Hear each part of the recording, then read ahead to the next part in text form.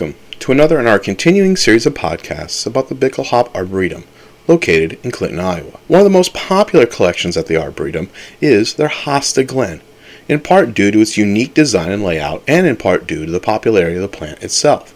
Hostas are diverse, easy to grow and maintain, and are shade tolerant, which, as we will hear about, are just some of the benefits that they offer. The history of the hosta itself, though, is just as interesting as the plant itself, and begins in the wilds of mainland China. The first species of hosta evolved near the east coast of mainland China, and the most primitive species of hosta can still be found there.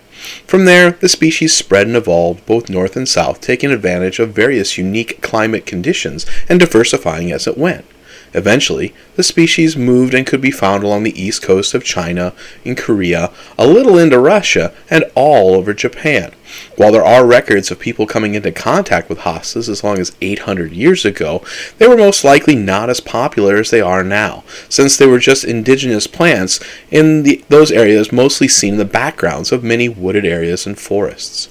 As new varieties were discovered, though, they were collected. They were propagated, and eventually they ended up in gardens in Japan, China, and Korea as the first cultivars of the species. There was some movement of these plants in terms of importing and exporting amongst these Asian nations at the time. While at these times they were mainly used in gardens, it would seem that the young shoots could be used as vegetables and as food for livestock.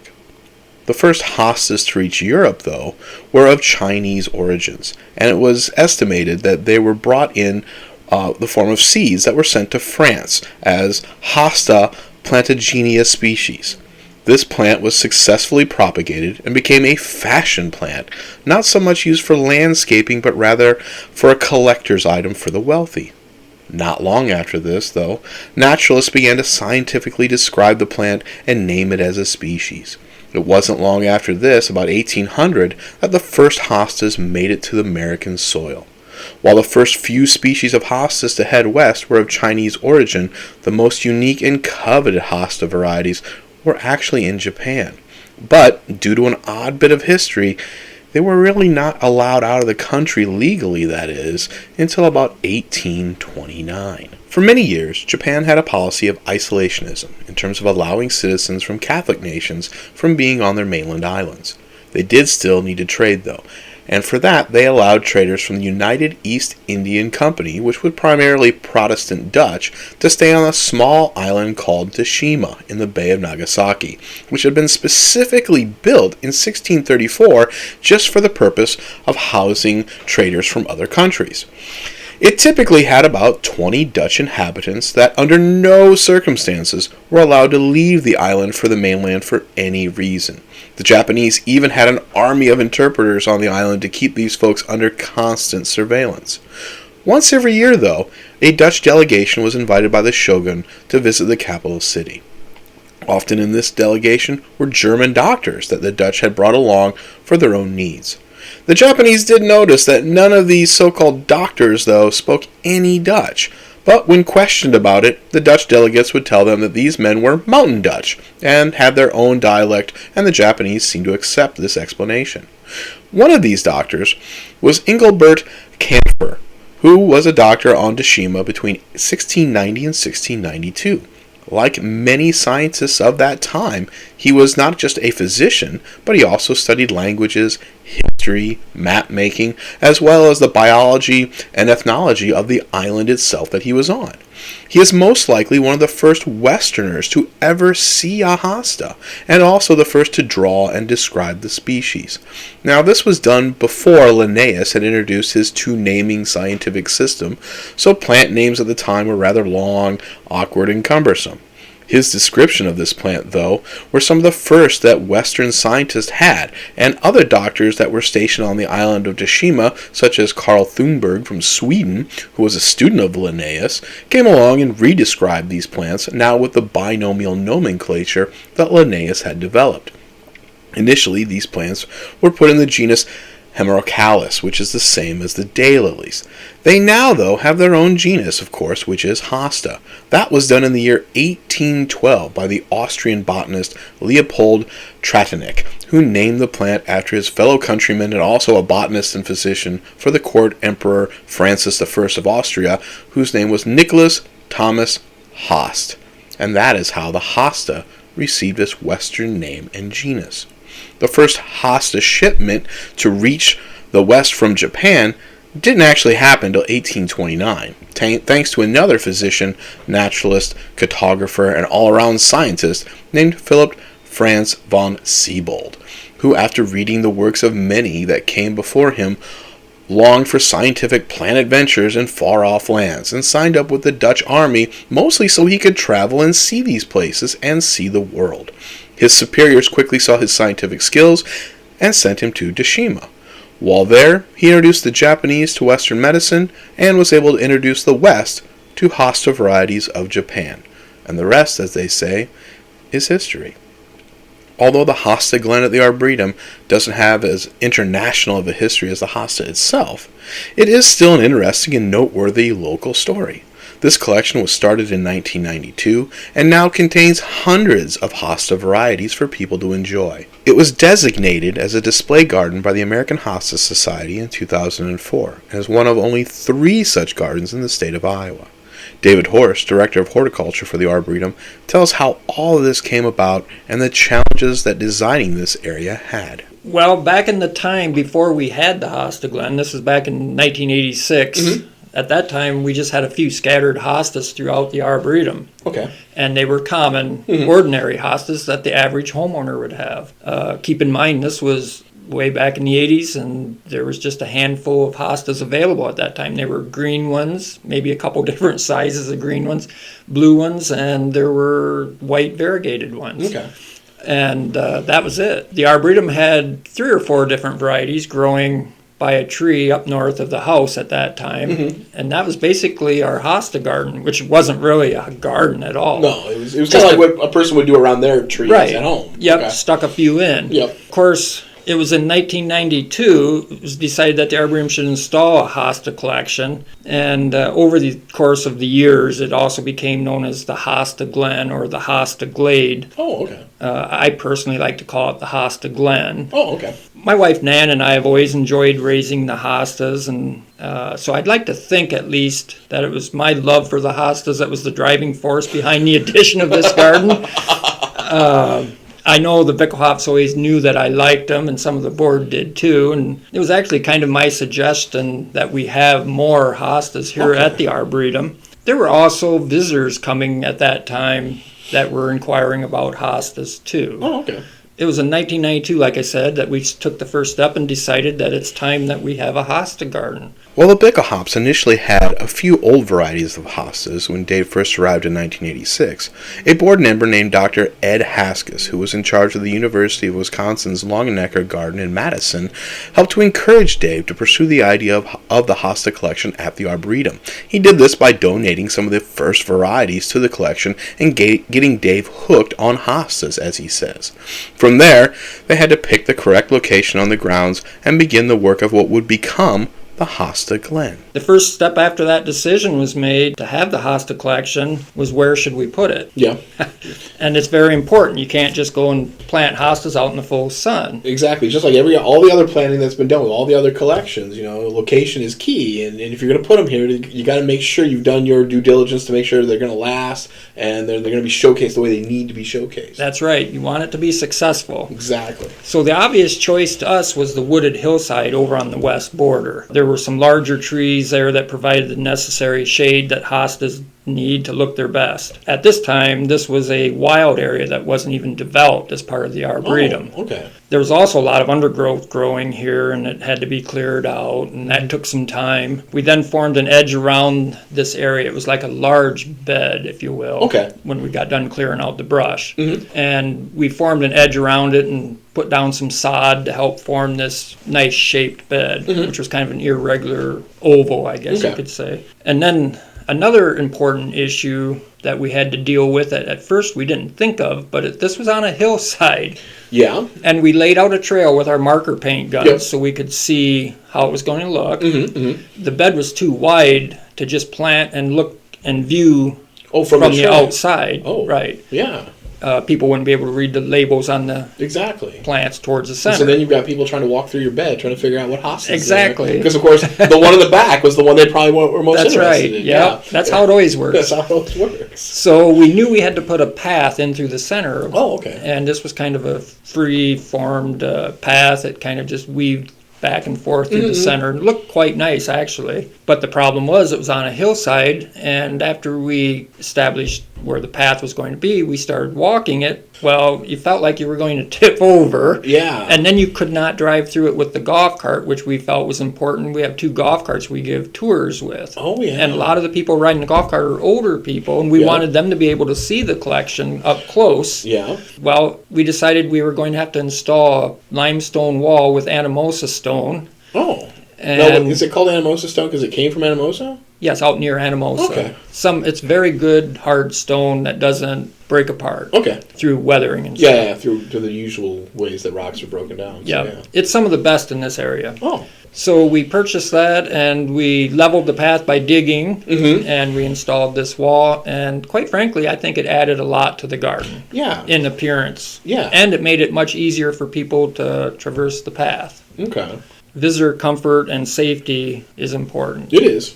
At the beginning, when we first laid out the Hosta Glen, we first started planting in groups or masses. Okay. Like we'd select a hosta and we'd purchase 20 of them. All right. Or all different numbers, because we had different sizes of masses. But every variety, you would not just get one plant. Like with the trees, we got one tree, one type of crabapple. I had 24 different varieties of crabapple, one of each tree. The hostas, you went a little bit different route. Yes, you have one variety, but you may have about 10 of those varieties planted all together. That's right. Hostas are smaller plants than trees, so it makes a little bit more sense. Yep. Yeah, to do that. And it was very aesthetically pleasing. And that was at the beginning, too. Remember, there wasn't a large selection of hostas to select from. Yeah, to work with. So we selected these, and so we had like 15 different hosta varieties planted in masses throughout this big bed. So you only start with 15 different varieties, give or take? Approximately 15, yeah. Okay. But there were hundreds of them, just 15 varieties. All right. And then over the years, and with the introductions of so many new and exciting cultivars of hostas coming out, I believe there's like 8,000 or 10,000 different ones today that you can choose from. Yeah. Of course, you'd have trouble finding all of those. You'd have trouble finding all of them. But I mean, if you look at any probably seed catalog or landscape catalog these days, the variety is probably immensely bigger than it was when you started the Hosta Glen with your 15 varieties. That's right. Okay. Yep. So over the years, we saw all these new exciting selections coming out, and there were mini hostas and there were very large hostas, and color ranges were terrific, and so we decided we were going to improve the collection, so to speak. Okay. We removed a lot of the extras. All right. And we kept a specimen or maybe a group of 3. Oh, okay. So you downsized a little bit, but yet added variety. And created a lot of space to add the variety and the Okay. exciting new selections coming out. So we went from like 15 different varieties to today 320. 320. So Wow. we really increased the number. We also over the years added a couple extra beds off to Okay, the I was going to say, side. you didn't put them all in the same, you didn't squash them all in there. All right, so you expanded the space a little bit, expanded the varieties. Now folks have a lot more variety they can see. They can get a better idea of what some of these are going to look like, even some of the ones that they may have seen more recently in the catalogs and whatnot, and improve the paths so now it's safer to walk on, easier to walk on, and just really showcase this area compared to what it was. Yeah, it's a huge improvement. Also, we showed different methods that you can use hostas. Oh, okay. Instead of just planting a hosta, a single specimen, or maybe a group of 3 or 5, we put rings around the trees. Okay.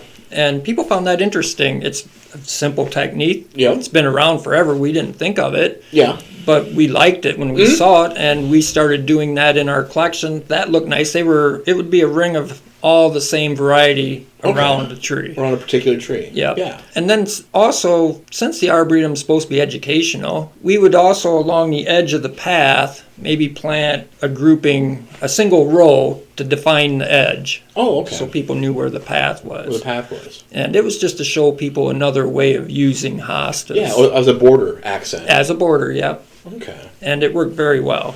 Okay. Once the collection was put in place, people began to come and enjoy the collection and really take notice of all the varieties that were put on display. One such group was the American Hosta Society themselves, who designated the collection as a display garden for hostas.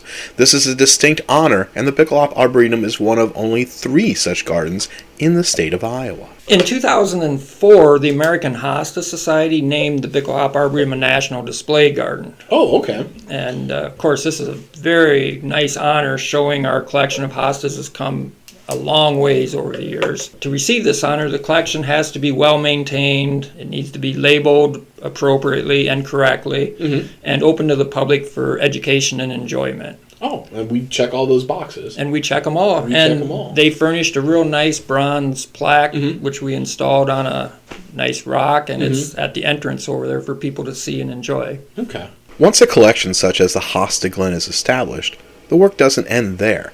David explains what goes into both maintaining and updating the collection to keep it both relevant to the current trends in hosta plants, as well as keep those plants that are in there in good growing conditions. Are there any future new plans for the Glen, or is it mostly right now we're in the monitoring maintenance sort of phase and go from there? We're still in the monitoring phase, and that's really important for us. We're actually being more selective now with all the choices we have. Yep. So we're being more selective, and matter of fact, last year we went through the collection and removed some of the poor performers, the ones that there are improvement varieties that we can improve with, and we're removing those. Also, on an occasion, we'll lose a tree that's vital for shade. Okay. We had a real nice black maple on top of the hill at the south end that up and died one year and had to be removed. Well, we lost all the shade to the south end, so the bed is constantly shifting. As the trees that it's under either grow and add more shade and thus expand it, or die and thus less shade, and you have to decrease the size of the bed and shift things maybe in a certain way. Exactly. And last year we did that with the black maple. We took it out. We moved all the hostas, which can be a lot of work, but hostas are easy to move, luckily. Hostas are easy to move. You can be pretty brutal with them, and they'll still do very well. And so we moved all the hostas and filled in the holes and took the tree out and seeded it down. So that's part of the growing of the garden. Okay. Or the changing maybe, or the modifying of it. Correct. So. Yeah. Okay. Well, the unique design and hard work that went into the Hosta Glen have made it one of the more popular collections at the Arboretum. Some of the credit also, though, has to go to the plant itself. Hostas have been popular amongst plant lovers for a number of years and for a variety of reasons, from the sheer amount of diversity that can be found in this plant group to their shade tolerance and ease of working with, especially for a novice plant grower. Margo Hansen, former director of programs for the Arboretum, runs us through the long list of reasons and benefits that she tells people about when they ask her all about hostas. Well, the Hosta Garden we actually call Hosta Glen. Why is it called Hosta Glen? Well, because it's a glen underneath the trees. Okay. And glen is a term for garden planting. I can't give you the exact definition. But it's a glen. It's on a slight hillside, light sloping hillside, under the trees, so it's shade with hosta. And kind of like the daylilies, hosta are one of my number one perennials to suggest to people to plant for shade locations. Okay. And the reasons are almost the same as the daylily. Number one, very low maintenance, not too many insect and disease problems, very winter hardy. They are shade plants, but they can tolerate some sun, and there are some varieties now that are much more sun tolerant. They can handle pretty heavy shade. They bloom. Hummingbirds love them. Other insects love them when they bloom. And there are all different colors of green. There are shades of blue. There's cream. There are leaves that are called variegated, which means there's more than one color in the leaf. Almost like striped leaves. Right. Yeah. So it could be Variegated, it could be, triple variegated. You can have not so much in hosta, but you can have a green leaf with cream and pink, or, different colors that we see. And there is a huge Hosta Society, and there are local ones, and then there's the national one. So there are the Hosta geeks that are out there that come to the Arboretum and look at our different hostas because they're labeled. Oh, yeah. We try to have their names on a label so that when people come, they know exactly what that hosta is. So those Hosta geeks come and they look at our collection and maybe see something they have or something that they want to add because they see the size and shape and color of it. It fits in with the landscape they're trying to do in their yard and their area. Right. And then I love it when I take people on tours. And I say, how many of you like hosta? Some will raise their hands. Some say, I don't like hosta. And then we go to the Hosta Glen, and I say, how can you not like all of these plants? Because hostas have different classifications. Miniature, small, medium, large. I think it's extra large and then giant. It might be giant. So they vary a lot in size. The miniatures can only be 2 or 3 inches tall, and the giant ones can be almost 4 feet tall. Yeah. And the leaves, accordingly, the leaves on the miniature are tiny. On the giant ones, they're huge. Yeah. And they can have a beautiful blue cast to them. They can be almost a lime green, all different shades of green and all different types of variegation. So I say to these people, that's, your choice. You like them or don't like them. But how can you not like a plant that, as I just mentioned, winter hardy, low maintenance, very few insect and disease problems, blooms, the flower stalks are beautiful for arrangements. They're great pollinators. Some are fragrant. In the evening, you get that scent on the really fragrant. It's fabulous. And low maintenance. Yeah, I in many of my travels and many of my places that I've lived, I've always had a hosta or two, and they're the one plant that no matter what has happened, I have never ever been able to see anybody able to kill them. I've had dogs who just would lay in my hostas and then get up and the things would bounce right back. Oh my gosh! And sometimes they get mowed over. Not here at the Arboretum, but people will call and say, "Oh, my husband mowed over my hosta. Now what?"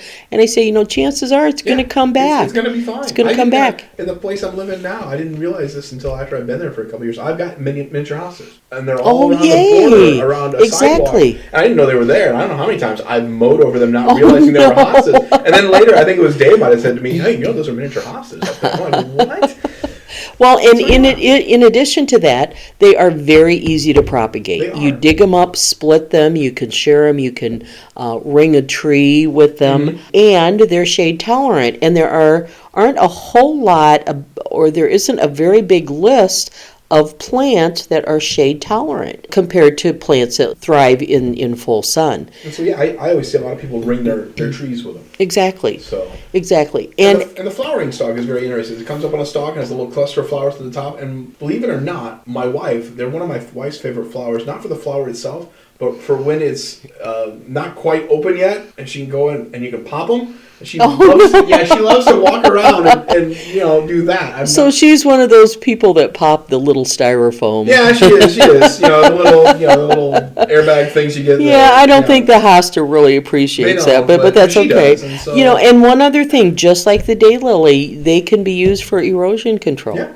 So if you have a kind of a steep bank in the shade and you just can't keep, a grouping of hosta could at least break that flow of water. If not, you could also do it solid. So hosta, again, low maintenance, why not? And it's one that I really recommend. Plus, on that hillside here at the Arboretum, it is just a beautiful carpet underneath those trees. It is. And if it weren't there, it might be bare soil. Yep. It would be hard to mulch and keep mulch on there. And hard to mow. Because of the incline. The incline, and there's not much grass there. Yeah. So it's really going to be a muddy, kind of more soil area. So it's a perfect, perfect carpet for underneath that area. It's a good maintenance plant that way. Exactly. Yeah. Exactly. And like, here at the Arboretum, since you're showcasing the trees, you're also showcasing the things that can go with the trees that will help folks maintain their landscape and their lawns. And sometimes it's not always the tree. Like you said, if you live on a hillside, an area with a large hillside that you can't mow real well, that is shady and grass won't grow there, this might be a good thing to put in there to help with the erosion, with the beautification, with all those things all in one. So Ryan, how about this? It's so low maintenance. It's so low. All you do is clean them up in the spring. You can let them die down in the winter with the frost. Cut the flower stalks off if you want. You rake up the dead leaves from last year, and voila, that's it. I mean, you don't have to, fertilize them. You don't have to prune them. You don't have to do any of that. Plus, hosta leaves, here we go again, are great for flower arrangements. It's a wonderful green foliage to use in just flower arrangements, or a vase with a few flowers, 1 or 2 hosta leaves. Looks like it came from a professional florist. I've actually got, if you have a really big hosta, the giant ones, I think they're called elephant ear ones. I have a cousin who used to take the leaves, and she was crafty. I'm not crafty, but she was very crafty, and she used to make birdbaths out of them. Wow. She would take the leaf and would imprint it into like cement and whatnot, and take the leaf out, and then you've got this big bird bath kind of thing that you can put in your yard. That had that. So there's a lot of uses for it. And actually, now that you mention that, we have done that workshop here. You've done that workshop? Okay. In the past. Yeah. And it's pretty cool. And you've got this bird bath, and you paint it, or you leave it natural. And hosta and the elephant ear bulb leaf worked really well for that. So as we can see, the hosta has an interesting history, from its humble beginnings in Asian forests to its unique scientific study by European doctors stationed by the Dutch on the small Japanese island of Tsushima, to its eventual distribution across Europe and ultimately to America. Once here, people found it to be very easy to handle and maintain, as well as very shade tolerant. This led to its initial popularity, and from there people began creating new varieties, including different shapes from mini to extra large, new shades of greens, yellows, and blues, and leaves that were variegated with white stripes in them. The Hosta Glen at the Arboretum allows people to view many of these varieties and not only get an idea of what is out there on the market, but also many of the different ways that these plants could be used in their landscapes. With all the benefits that come with planting and growing hostas, it is easy to see why they have such a following amongst both novice and seasoned plant lovers. I would like to thank both David Horst and Margo for their wonderful insights and information on this subject, and to Otis Welch for the musical selection.